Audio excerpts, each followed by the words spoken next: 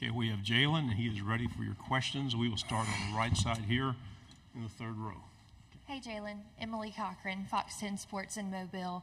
I just had a question about Ryan Williams. How's it been with, have y'all built some chemistry so far, and what do you think his potential is to play this season? Yeah, it's been great to have Ryan on campus. He was a guy that came in the summertime, so for me, it's all about building chemistry and getting to know my teammates. That's been big this offseason, getting to know my teammates. And that's one guy that I try to get to know, Ryan. Doing a really good job just trying to master the system, master the game plan, master us as a group, because it's new. I was a guy that came in, and it was all about finding your place and also trying to get better, but also meeting new guys. And so that's a guy that I try to build a relationship with. But with our reps that we have together, he's doing a really good job building, getting better, and he's a guy that's likable around the whole campus and all the coaching staff. And it's a guy that's a key resource for Alabama. We'll stay on the same row on the end. Corey LeBounty, WNSP 105.5, Mobile, Alabama. Jalen, I know you've been doing camps throughout the summertime with the kids. Talk about the fun and excitement that you had in Mobile a couple of days ago. And also, a second part, the mental health issue aspect of things that you brought out and how you've been affected by it and how you can help others by talking about the mental aspect of it. Firstly, the camps. My first camp was in Tuscaloosa at Hillcrest High. What a great moment.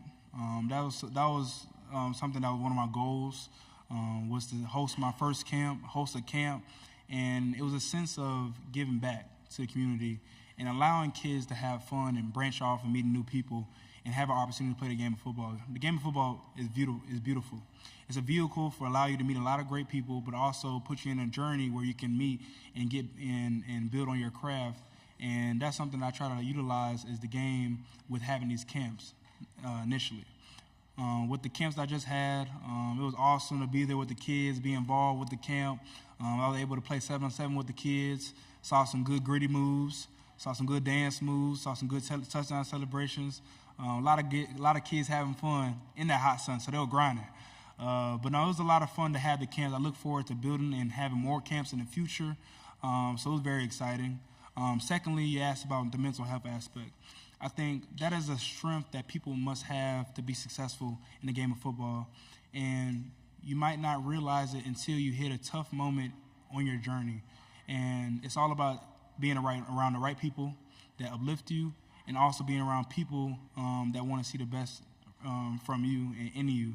And so that's all what it came down to. And I'm a strong believer in faith and having that on your side, and it gives you direction and purpose, and it gives you the strength in any opportunity that is presented that adversity might pop up.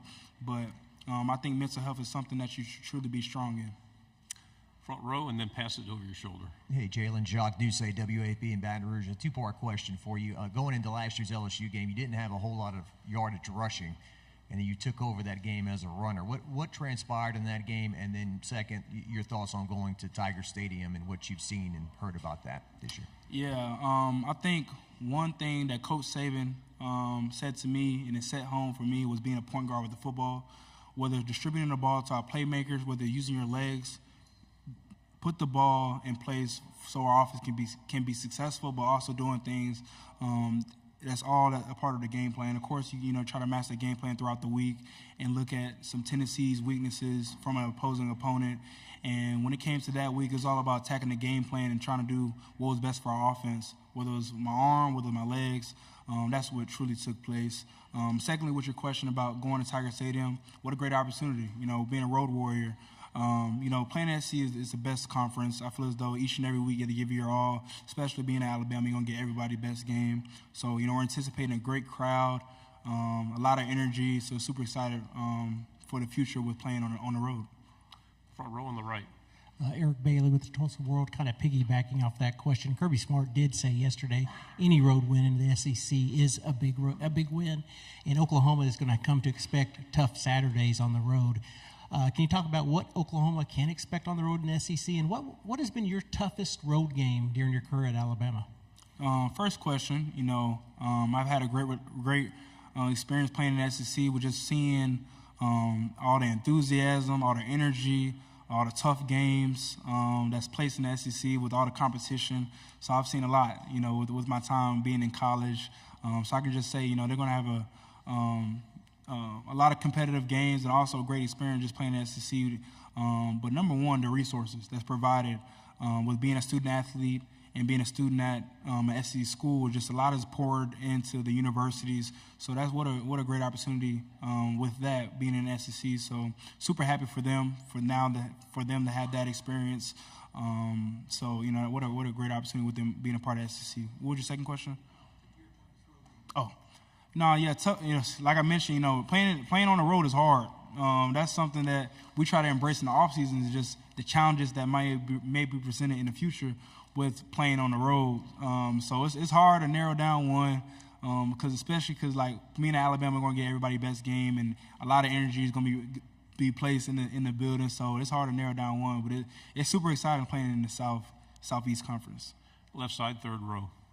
Tyler Shaw with KBTX and College Station. Jalen, first off, do you mind describing your fit to us? Well, okay, so it was down to 3 suits. I was trying to decide which color I was going to wear. Whether it was a light suit, a black suit that was neutral, and a lighter color. It was hard to decide. I want you to guess when I decided to put that on and decide. I decided this morning. I hope I look all right, because I decided this morning right before our flight. But it came down to the shoes. You got to start with the shoes when you start your outfit off. So I got the black Pradas on, and so from there I built upon that, and then I got all the way up. Right side on the aisle. Yeah, Joseph Duffy, TSTV Sports in Austin. Your old lineman, Tyler Booker, mentioned how not just that final play in the Rose Bowl has motivated y'all so far in the season, but really the entirety of the game with some miscues that y'all wish you could have back. Being that your coach and Kalen DeBoer had the same kind of miscues that he wanted back at Washington, has he used that game also in the national championship to motivate you all together, and if so, how? What a great question. I'll say there's a lot of things that you can always reflect on from past seasons, and number one for us was last year. We were blessed and fortunate to be in the college playoffs, one game away. What burn do you need more than being that close to a championship?